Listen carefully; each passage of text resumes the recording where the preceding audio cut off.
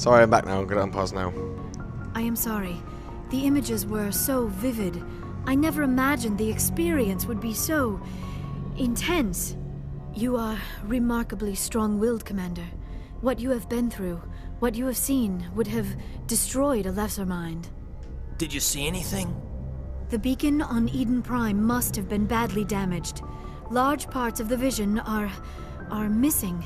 The data transferred into the Commander's mind is incomplete. You sure you didn't come across any kind of clue or hint? Something we might have missed?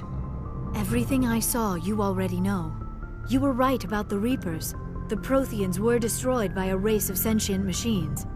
I think it is obvious there is a connection between the Reapers, the Prothean extinction, and the Conduit, but I did not see anything that would help us find it. What's our next move?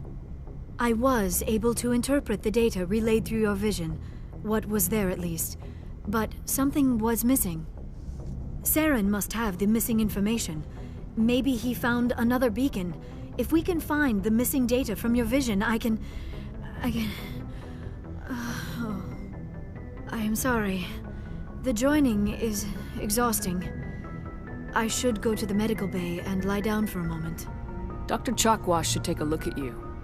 That will not be necessary. I just need some rest. Somewhere quiet. We're done here. Dismissed. I've sent off the Pharos report, Commander. You want me to patch you through to the Council? Patch him through, Joker. Setting up the link now, Commander. Commander, Exogeny should have told us about the Thorian. It would have made your job much easier. You might have been able to capture it for study instead of destroying it. The Thorian liked to enslave minds. Anyone who studied it would have ended up as one of its thralls. Perhaps it's for the best then. At least the colony was saved. Of course it was saved. Shepard would go to any lengths to help a human colony. Being human had nothing to do with it. They were in trouble. Admirable. But sometimes Spectres have to make sacrifices. I hope you're willing to do that when the time comes. Goodbye, Commander. We will be waiting for your next report. Cool, so this is going to be the episode where I basically talk to everyone. So, go into the next one if you don't want to see it, but I like it. And if you guys can let me know down in the comments if you like these episodes, if you like these episodes where I just kind of talk to everyone, I'd like to know what you guys think of it. Because I find it, obviously I know everything, but I find it very interesting and I like it. So just let me know what you guys think of it all.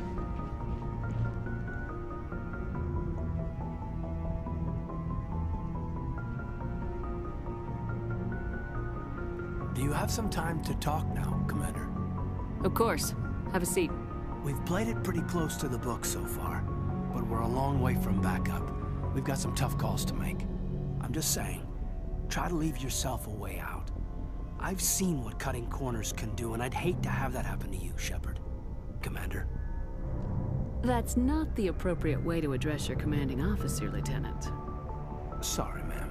Maybe I got a bad signal. And if you're maybe there's someone else you'd rather confide in. Ma'am. All right, Alenko. Off the record, permission to speak candidly, cross my heart and hope to die. What are you talking about? Dr. T'Soni, ma'am. There's a lower deck rumor that she's, interested in you as more than a source of Prothean data. She's a very interesting lady. Well, to my, tastes, but, I never claimed to be big on alien culture. You seem awfully worried about my personal affairs. It's just that we don't have much downtime these days. I like being around you, but I don't want to take up your personal time. Look, there's nothing between Liara and me. What's the real issue here, Kaidan? You're right. Sorry. It wasn't, Liara's not my main concern. I'm not questioning any decision you've made, Shepard. Let me be clear about that. It's just my experience that once someone lets something slide, it tends to pick up speed. You get my meaning? Talk to me, Kaidan. You got a little black rain cloud sitting over your head. I'll try to keep the deck dry. You know the records about the biotic training out on Jump Zero? They're all classified, because the Alliance made mistakes. After first contact, Kinetics was set up to track Element Zero exposures and develop implants for humans. Once we had an embassy on the Citadel, Kinetics could bring in experts instead of taking it slow. Is there some reason we couldn't learn it on our own? They didn't know where to start. I mean, hell, it took a couple of years to even link Biotics and Ezo. Forget trying to get the kids to move stuff. They had trouble just helping them not break their own limbs. And their choice of teachers didn't help much. I'm sure Kinetics did what they thought was best. It wasn't best for us. They brought in an ex-military Turian named Commander Vernus. To introduce himself, he liked to say, "I was at the helm of the dreadnought that killed your father." Well, I told him my dad wasn't in the war. He'd retired to Vancouver. My family had an inland home that matured to New Beachfront. Vernus had it in for me after that. He cut corners, pushed hard. I mean, you either came out a Superman or a wreck. A lot of kids snapped. A few died. The point of all of this, I guess, is that when you cut corners, it's not always obvious who pays for it. So why are you telling me this? Is there something I can do to help you get over it? I'm 32, Shepard. You don't serve as long as I have without coming to terms with yourself. You also learn that if someone is special to you, you help them. Try to keep them from making mistakes. Special, huh? If I'm out of line, just say the word. You're not out of line, Kaidan. But there are regs. I get you, Shepard. I don't make a habit of complicating the chain of command. Just think about what I said. We'll talk later, Kaidan. I'd like that. Ooh. That's my... there's lots of stuff going on now. I think it's just the same thing as she said before, so... Commander, It's the same kind of coming thing, to so you I'm just much skip better. this bit. Dr. Chakwas assures me I am going to be You're in fine. good Okay, here we go. hands. I get the feeling you want to ask me something, Commander. Maybe we could pick up where we left off. You were telling me about your interest in the Protheans. Actually, I think I was talking about my interest in you, and making a fool of myself in the process. As I said, I am not used to dealing with people, especially humans. I did not really know much about your species when we first met, Shepard. I found it hard to take humanity seriously. Your kind always seemed so rushed and high-strung. We don't have the luxury of time, and Asari can live for 1,000 years. We're lucky if we hit 150. That is true. At first I thought that was a weakness of your species. After spending time with you and your crew, however, I think it may actually be an advantage. You humans are creatures of action. You pursue your goals with an almost indomitable determination. It is an admirable trait, but also an intimidating one. You're scared of us? Unfortunately, the rest of the galaxy sees humanity as something of a bully. You run over anyone in your path to get what you want. It is up to people like you to change their minds, Shepard. I'm doing the best I can, Liara. There is a reason the Council chose you to become a Spectre. They saw something special in you. The best of what humanity has to offer. I looked into your history. I know what you did during the Blitz. It was a remarkable display of courage and heroism. You didn't need to go behind my back. I would have told you whatever you wanted to know. I apologize, Commander. After our last conversation, I was afraid I would say something stupid again. I wanted to know more about you, to understand what made you into the woman you are. There is something compelling about you, Shepard. Are you sure you're interested in me, or is it my visions of the Protheans? I admit, your connection to the Protheans had something to do with my initial interest, but it has grown beyond that. You intrigue me, Shepard, but I was not sure if it was appropriate to act on my feelings. I thought there might already be a relationship between you and Lieutenant Alenko. You want a relationship with me, even though we're both women? We Asari are monogendered, Commander. Male and female do not have any real meaning for us. We do, however, have maternal instincts, so perhaps we would fill what you consider a female role. I'm sorry if this is awkward for you, Shepard. I am only trying to be honest. I feel as if we share some type of connection. But none of this matters if you are already involved in a serious relationship with Lieutenant Alenko. I care about Kaidan. A lot. I thought so. Still, I feel as if there is also some attraction between us, Shepard. I'm not interested in you in that way, Liara. This is very embarrassing for me, Commander. Please, let's talk about something else. I should go. Goodbye, So, Commander. I thought that was a bit harsh, but sorry guys if you're a fan of Liara, but yeah, I like Kaidan more, so... I felt really bad though, because she's just kind of like, I'm not interested in you in that way, Liara. But, you know, that's the way the cookie crumbles. How are you guys enjoying the game? Are you guys actually liking it? Is it just not your cup of tea? Or are you really into it? Because I mean, like, Mass Effect 3 is coming out soon, coming out in 2 months, and hopefully I can get this done, plus the second one done. Because I want to do the third one as a blind Let's Play. Commander, how are you? Why did you want to be a C-Sec officer in the first place? That's a good question. There were several reasons, I guess. Like what? Probably the same as most officers. I wanted to fight injustice, wanted to help people. I guess my father had something to do with it too. He was C-Sec, one of the best. I grew up hearing about his accomplishments or seeing his picture on the vids after a big arrest. He's taking my resignation pretty hard. That's tough. But you'd think he'd be impressed you're going after Saren. My father's a C-Sec man to the bone. Do things right or don't do them at all, he says. He thinks I'm being too rash, too impatient. He's worried I'll become just like Saren. He actually talked me out of becoming a Spectre when I was younger, for the same reasons. You were asked to be a Spectre? Well, I was targeted as a possible Spectre candidate. Me and about 1,000 other Turian military recruits. I could have received special training, but my father didn't like it. He despises the Spectres. He hates the idea of someone having unlimited power with no accountability. He wouldn't like you, Commander. No offense. I suppose I can understand his concern. You can.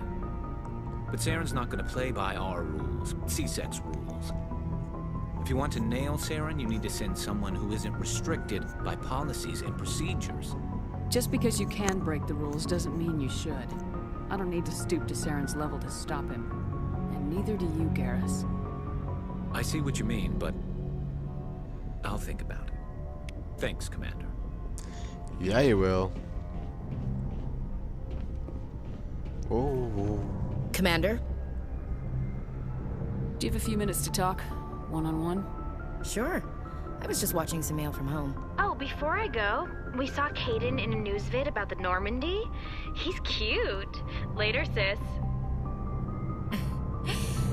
Let's pretend this never happened. Are you interested in the Lieutenant Chief? No, ma'am. And anyway, Scuttlebutt says he's already sweet on someone.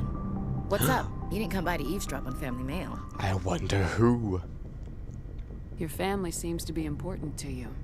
Yeah, we've always been close. Me and my sisters especially. With Dad on duty so much, I had to help Mom raise them. Did your father serve with the fleet? Yeah, took any crap posting he could get that offered space time. You know what? He worked his ass off trying to get recognized, but he never made it above serviceman 3rd class. He was real proud when I made Chief. First thing he did was salute. What about your mother? You haven't mentioned her. You must know what military wives are like. Strong because they have to be, able to raise kids while Dad's away on a 6-month cruise. She has a degree in planetary geology. She and Dad both wanted to see new worlds. She gave up her career to raise us, though. You have more than one sister? Sounds like a big family. Yeah, I'm the oldest, then Abby, then Lynn. Sarah's the youngest. She's still in high school. With 4 girls, Dad used to say he felt more outnumbered at home than on maneuvers. Where did you grow up? All over. We transferred a half a dozen times before I finished grade school. You go where personnel command sends you, right? I guess that's why I'm so tight with my sisters. We'd have to leave all our friends every 2 or 3 years. After helping raise them, your sisters still talk to you? Amazing. Things were tense between Sarah and me for a while. Then we bonded. Sounds like a story. Feel like sharing? Sarah got herself a boyfriend who wanted to go faster than she did, Mike. I didn't think he was a bad kid, just pushy. Lynn would send me these worried vid mails, and I'd tell her to relax. Where were you when this was going on? I was on active duty. Sarah's graduating high school this year. This was only a couple of years back. They were on Amaterasu. At the time, I was assigned to Chernobog. Same cluster, but a dozen LY away. Close enough to talk regularly, too far to make it back in an emergency. I couldn't afford a fast packet flight. If he really liked her, he wouldn't be pushy. Yeah, of course. If he didn't ask at all, I'd wonder if he thought Sarah was ugly. Damned if you do, damned if you don't. Mike thought they'd go for a romantic walk in the woods, because he figured it was past time they did the deed. She levered Mike face first into a tree and left. Didn't have a scratch on her. Good thing Mom and Dad had us all learn some kind of self-defense. I took emergency leave and walked Sarah to school for a few days. Why didn't you tell the police? She said it wouldn't solve the real problem, and she and Mike would both become household names.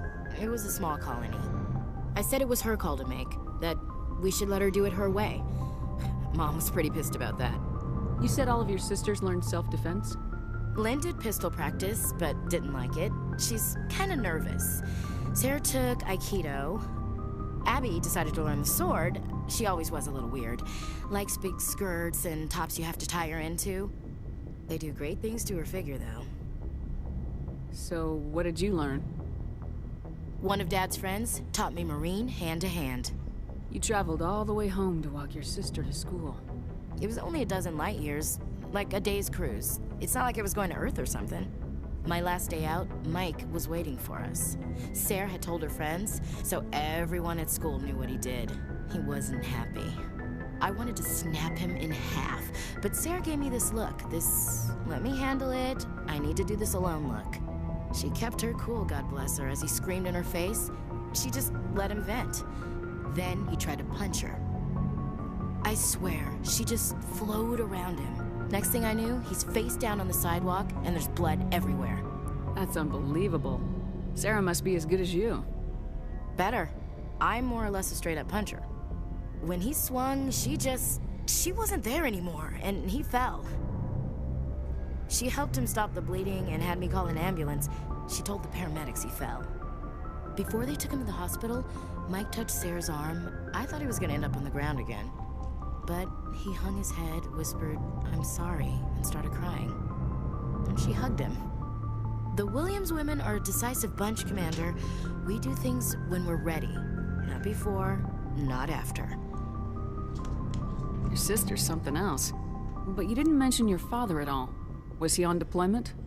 Dad always wanted to serve in space, but he wanted us to have real ground under our feet. He'd say, space is beautiful, but you can't raise a family there. I cannot rest from travel. I will drink life to the lees. All times I've enjoyed greatly, have suffered greatly, both with those that loved me and alone. For always roaming with a hungry heart, much have I seen and known, cities of men and manners, climates, councils, governments. I never thought I'd hear you reciting poetry. Just because I can drill you between the eyes at 100 meters doesn't mean I can't like sensitive stuff. Just don't spread it around. Ulysses was my dad's favorite poem. Every time he shipped out, he recorded me reading it. He had a dozen versions when he retired. Does he still like it? I sure hope so. I read it to his grave every time I go home. Dad passed on a few years back. He's probably still watching, though. You mean from wherever we go after death? Dead on, Skipper. He's with God now. That's not a problem with you, is it? That I believe in God? Everyone has the right to believe what they want. Says so in the Alliance Charter, only with fancier words. I'm glad you're open-minded about it. I've met a few people who are really weirded out by my faith. Because I work in space, I can't believe in a higher power? Jeez. Hello, have you people looked out the window? How can you look at this galaxy and not believe in something? I should get back to my duties. Didn't mean to take up so much of your time. Dismissed, Chief. Ma'am. Okay, guys, see you in the next one.